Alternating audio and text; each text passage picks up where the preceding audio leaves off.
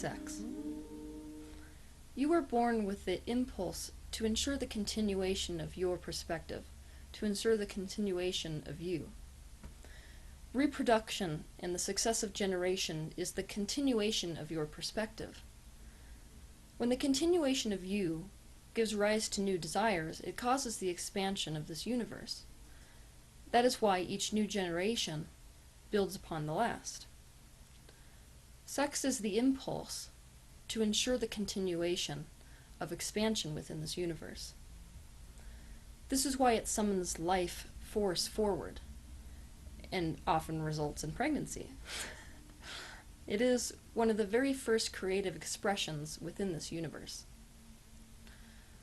Sexuality, being an expression of Source, does not have to be rejected in order to reach enlightenment.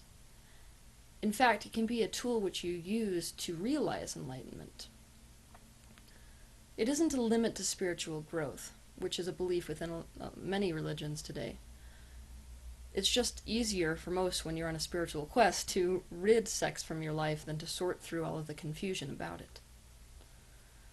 The physical reality that you are living in is an extension of Source energy. Source energy, that which is often called God, is present in every single manifestation.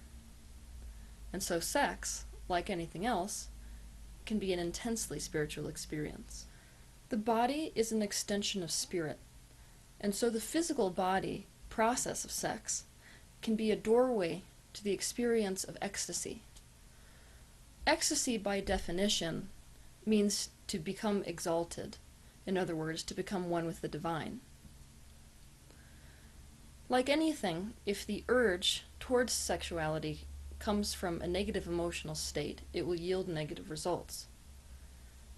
If the urge towards sexuality comes from a positive emotional state, it will yield positive results. For example, a woman who might be feeling worthless might feel the urge to sleep with a man. But because the urge to sleep with a man came from this idea that she is worthless, what will happen as a result of that sexual encounter is that she will most likely wake up feeling twice as worthless and empty and regret the experience. If sex is something which is entered into from the aspect of complete pure appreciation of one's partner, and the desire to find unification between the two bodies and the two souls, joy will be the outcome of that sexual experience, and there will be no regret experienced as a result of that interaction. It's because of this that we should talk about alignment. If you are looking to have an enjoyable sexual experience, it is all about the alignment that you have relative to the subject of sex, and this is all about the beliefs that you hold. For example, if you're the kind of person who has grown up knowing that you're homosexual, and you feel guilty about it, and you've been indoctrinated with how any kind of sex between one man and one man is a negative thing and viewed as something which is a sin, then most likely if you engage in a kind of a sexual encounter, it will yield horribly negative results for you. STDs, for example, are a byproduct, a physical byproduct of the misalignment with the concept of sex. If you believe that sex should only be engaged in when you are in a monogamous relationship between you and a married partner, and then you go outside of that belief and have sex with somebody outside of the relationship, according to your beliefs, that byproduct basically from that sexual encounter cannot be a positive one. But your beliefs are really what's causing the misalignment. If your beliefs were aligned with the sexual encounter which you are trying to have, then it would be a positive one. What I mean by alignment is finding thoughts which match up with what experience you want to create so as to hold the same vibration as that thing. So if you're going to make the decision to have sex with somebody, you want to choose thoughts relative to that choice of engaging in a sexual act with that person, which make you feel good about that decision. Humans have made sex a control issue. Those who wanted to control people in the first place were the ones who set out these cultural controls and such cultural rigidity around the subject of sex. These controls are another example of cultural beliefs that do not reflect the objective truth or source, God perspective. Humans are so culturally concerned with the expression of and the limitation of sex that you'd be hard-pressed to find anybody in society today, regardless of what culture you grew up in, who doesn't have their sense of self-worth and success tied in with a relationship and tied in with sex. So, this is why we say to engage in sex with anyone other than a committed partner is wrong. This is why we call it cheating. This is why we feel worthless if we do it, or worthless if our partner does it. It's why we feel guilty if we do it. What we have today is sex, one of our purest, most essential forms of expression, which is tarnished and made taboo by misuse and by those who seek to control what should and shouldn't be done, what is right and what is wrong, and as a result, pleasure is made out to be akin to a sin, akin to evil.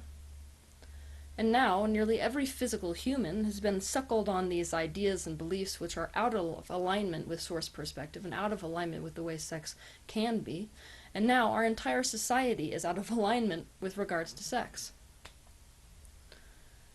You can't have a limited belief about sex and operate outside that belief and not achieve negative results as the outcome of that.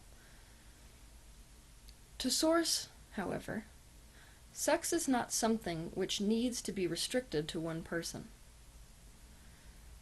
That is as strange as limiting laughter or appreciation to just one partner. The idea came from this cultural belief which filtered down over thousands of years. But having said that, it isn't wrong to desire to share in this type of sexuality which is special and only shared between you and one committed partner as an act of devotion. If that feels good to you and it feels right for you specifically, then you can act according to that and not be out of alignment with source perspective, because source stands in an aspect of non-judgment relative to your ideas. If you are in alignment with what is right for you, then you will be lined up with a partner that matches you exactly.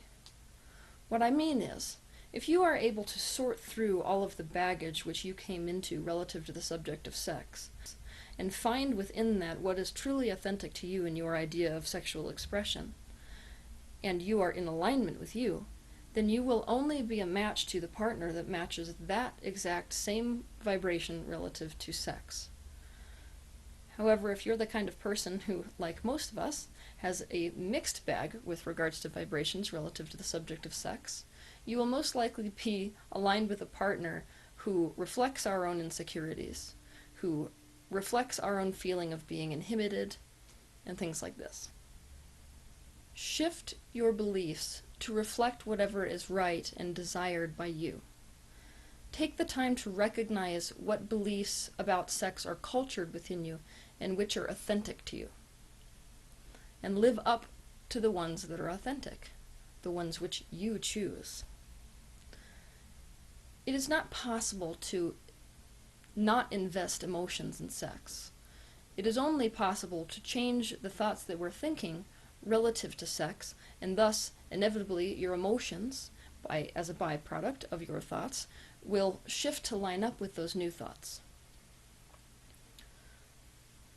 Love is not a concept which is attached in and of itself to sex. It is something we allow into the expression of sex, or not. Sex, like art, can be an expression of alignment or misalignment. Sex can be an expression of love or hate or self-hate. Sex can be an expression of mutual masturbation. Sex is an expression, like art, which is whatever our thoughts and intentions make it out to be. and your enjoyment of it will reflect those thoughts which you hold about sex exactly.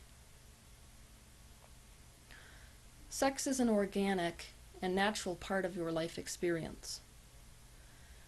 It is a natural byproduct or an action which is inspired from the pure positive focus towards another person, so much so that it inspires you towards unity with that person, who, from a third-dimensional perspective, is separate or other.